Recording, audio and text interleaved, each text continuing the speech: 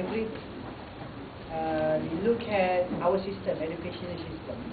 For example, in Unit 10, we are actually a hybrid education system. We use a combination of the UK system, and then we also use the US education system. That's what we call hybrid. Campur. Okay, hybrid. So, if you look at it, this is actually paying fixed dividend. If it is fixed, actually the dividend is actually an annuity, right? Okay. You receive dividend 100 ringgit per year for every year. Annuity, right? But infinity, so I think it is a perpetuity, right? It is actually a perpetuity because if it is an annuity, it has stated maturity, okay, like bond, but it does not act like a bond. It acts like more towards common stock. Okay, it does not have maturity. So actually, it is a perpetuity. So the formula for perpetuity is your annuity you divided by interest. For preferred stock is the dividend, which is fixed, divided by required return, or the KS. So actually it's the same as perpetuity. Now the dividend is expressed as either a dollar amount or as a percentage of its par value. For example, sometimes it is mentioned 10 ringgit dividend, or sometimes it is 10% dividend. Okay, so it can be either one. Okay, therefore, unlike common stock, a preferred stock par value may have a real significance. So, because this dividend is based on this par value, then the preferred stock par value have significance. Just more like bond. Bond, we have to calculate our coupon based on our par value. And also this one is also the same. 10% of our par value, for example, the par value is 100. 10% dividend means that we have to multiply with our par value 100 to get 10 ringgit. Okay, so the par value will have real significance. Okay. Okay, if a firm fails to pay a preferred stock dividend, okay, the dividends are said to be in areas. You know what is areas? Okay, let's say you are using prepaid card handphone, right? Now let's say you are using normal handphone, using bill. So if you do not pay your bill for last month, your outstanding bill actually are in arrears. Okay. For example, you do not pay 100 ringgit your last month bill. Sure. That 100 ringgit is said to be in arrears. Okay. Said to be in arrears. You have to pay lah. Okay. Tak boleh lah kalau you tak bayar, you dah kira burn. It's not correct. Okay. So if you do not pay your bill, it is said to be in arrears. Okay. If you go to the bank, if you take loans from the bank, if you do not pay your loans, okay, your installments is said to be in arrears. Okay. In arrears means that you still have to pay your outstanding, which you have not paid. Okay. Which you have not paid.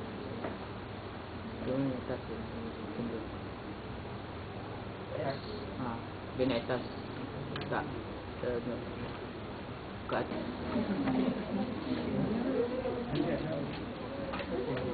Okay. Continue on. In general, the areas must be paid before common stockholders receive the dividend.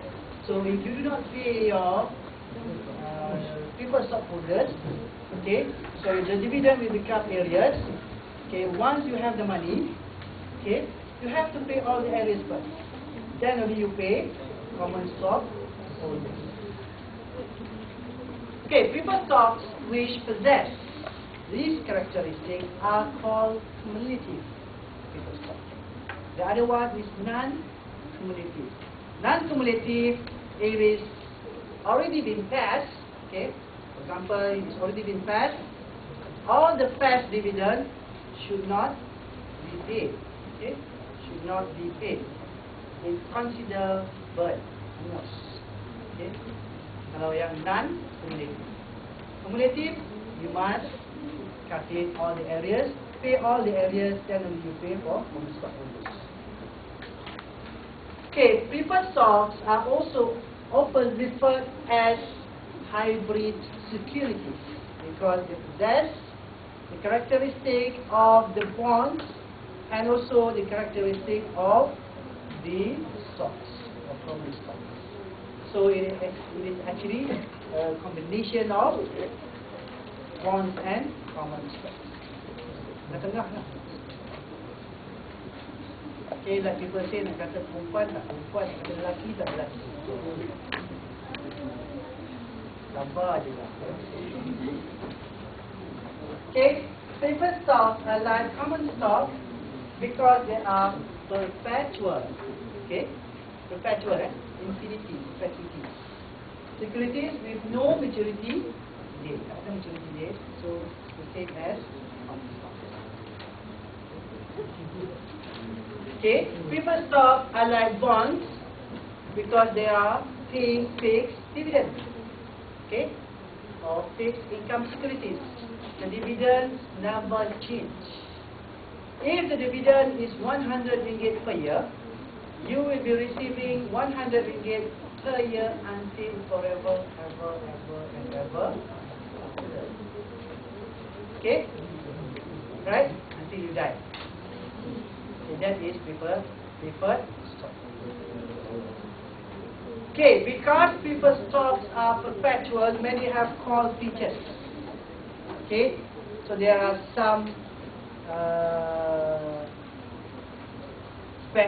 backdoor lah for this preferred stock because they are perpetual. So, but the company will include a call feature. Okay, this call feature gives the issuing firm the option to retire, okay, or to purchase back the preferred stock. Okay, if their decisions give more advantage than they let the preferred stock out in the market. Okay, so they want to repurchase back. They call it call feature. Okay, they call it call feature. Alright. In addition, some preferred stocks have mandatory sinking fund which allow the firm to retire the issue over time. So basically, if they want to repurchase back this stock, okay, with call features, what the company do is that they will have a mandatory sinking fund, just like as bonds. Bonds sometimes also have sinking fund.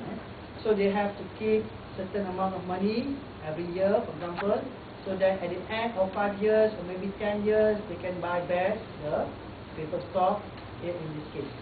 Or in the case of bond, they want to buy back the bonds. They want to pay back the bonds. Okay, finally, participating preferred stock allows preferred stockholders to participate with common stockholders in the receipt of dividend beyond a specified amount. Okay? Right? So this is what we call participating preferred stock.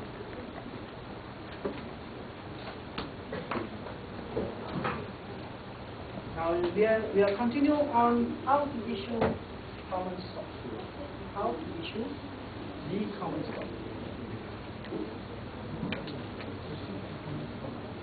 Okay, this is the thing which you are interested in. So if you have a company, okay, you own a company, and then you want to get it listed, then how are you going to get this company to be listed in the stock exchange. Right? So basically, the initial financing for most firms, okay, typically come from the firm's original founders.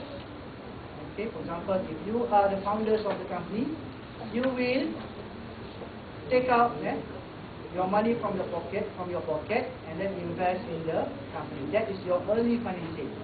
Okay, early financing. Okay, so this is only normally done by in the Sindra Berhad. First, you will wait for Sindra Berhad. Maybe the three of you, okay, invest 100,000 per person. So you have 300,000 capital. Okay. Now, early stage debt or equity investors are unlikely to make an investment in a firm unless the founder themselves invest or have personal stake in the business. Okay, for example, banks. If the bank want to invest in you, to give you loans, they want to see how much is your capital in the company, right? Okay, we break the part.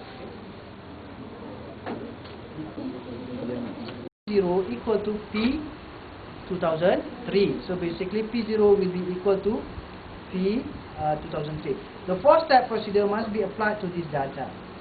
Okay, you still look at this, step 1, step 2, step 3, and then lastly, step 4 is you have to add all the present values of the initial dividend stream and also the present value of the stock. Okay, now look at this example. Step 1.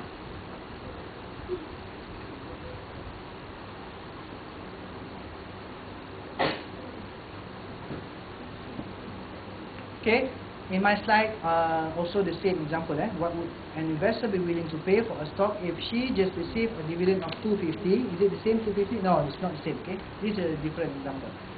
This one is 150. If you look at 150, 10% growth rate. So D0 is 150. D1, how much is D1? 1.5 multiplied with 1 plus G. So you get 1.65, right? So 1.1 multiplied by 1.5 equal to 1.65. Okay, and then 1.65 you multiply again with 1.1, you get 1.82, right? 10% increase. And then 1.82 you multiply again with 1.1, you get 2 ringgit. So that is the D1 for each year. Okay, your D1. Okay. Okay.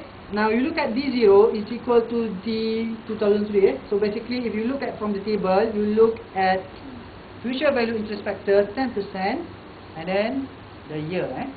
So year 1, year 2, and year 3. This is column 2. Okay, column 2. Okay, and then you get the DT 165, 182, and 2. Okay. After that, step 2, you have to find the present value. Okay, of the 3 dividends expected during the 2004 and 2006. So you just take the 15% required return, then find the present value for year 1, year 2, and year 3. So you get 0.87 and 0.756 and 0.658 for the 3 years respectively. Okay. Then you find the present value, get the total present value, which is 4 ringgit and 14 cents. Okay, that is step 2. Step 3, you have to find the value of the stock at the end of initial growth period n equal to 2006. So basically, we have to find it from D 2006 multiplied with 1 plus the new growth rate, which is 5%. So 2 ringgit, okay, that 2 ringgit we take from D 2006, okay, D 2006, plus with 1 multiplied with 5%, okay, you get 2 ringgit and 10 cents. That is your D1 for step 3. So when you find this one, you just replace that D1, okay, and then put that D1 in your equation. So 2 ringgit and 10 cents. Then you divide it by KS minus G2. Okay, KS is 50% minus G2 is 5%. So you get 10%. So 2 ringgit and 10 cents divided by 10%, you get your price is